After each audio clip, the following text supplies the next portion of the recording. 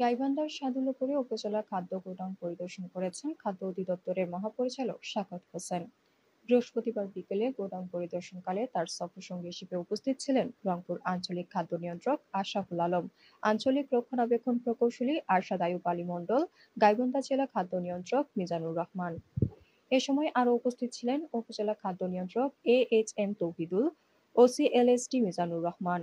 পরিদর্শন শেষে গোডাউন চত্বরে সাংবাদিকদের সাথে সাক্ষাৎকালে কর্মকর্তাদেরকে গোডাউনের সার্বিক ব্যবস্থাপনা, গোডাউনের পরিবেশ এবং নিরাপত্তা রক্ষা ও চলতি বোরো মৌসুমের ধান সংগ্রহ বিষয়ক বিভিন্ন দিক নির্দেশনা প্রদান করেন। সাংবাদিকদের এক প্রশ্নের জবাবে তিনি বলেন, চলতি মৌসুমে বোরো ধান সংগ্রহের লক্ষ্যমাত্রা অর্জন হবে ইনশাল্লাহ। বোরো মৌসুম চলছে এবং আমাদের বোরো ধান প্রকিউরমেন্টের জন্য অর্থাৎ সংগ্রহের জন্য আমরা কার্যক্রম গ্রহণ করেছি। এটা আগামী 31শে আগস্ট পর্যন্ত চলবে এবং এই রাজশাহী ডিভিশন এবং রংপুর ডিভিশন আমাদের ধান এবং চালের জন্য একটা সবচেয়ে বেশি উৎপাদন হয় এই অঞ্চলে, যার কারণে আমরা এই জায়গা থেকে সবচেয়ে বেশি সংগ্রহ করে থাকি।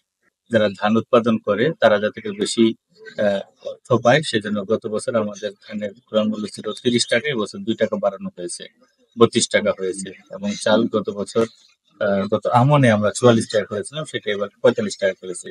অর্থাৎ তাদের এখন এই পর্যায়ে যে বাজারে যে মূল্য থাকছে, যে মোটামুটি কৃষক ভাইদের সুবিধা দেওয়ার জন্য যে বাড়তি দাম মাননীয় মন্ত্রী মহোদয়গণ বা কমিটির সম্মানিত সদস্যগণ নির্ধারণ করেছেন, আমার বিশ্বাস যে কৃষকগণ আরো উৎসাহিত হবে এবং আগামী বছর তারা আরো দ্বিগুণ উৎসাহে ধান চাষে নিয়োজিত থাকবে এবং যাতে করে আমরা ধান উৎপাদন বেশি হয় এবং আমাদের দেশ খাদ্যের সংসম্পন্নতা বজায় রাখতে পারি।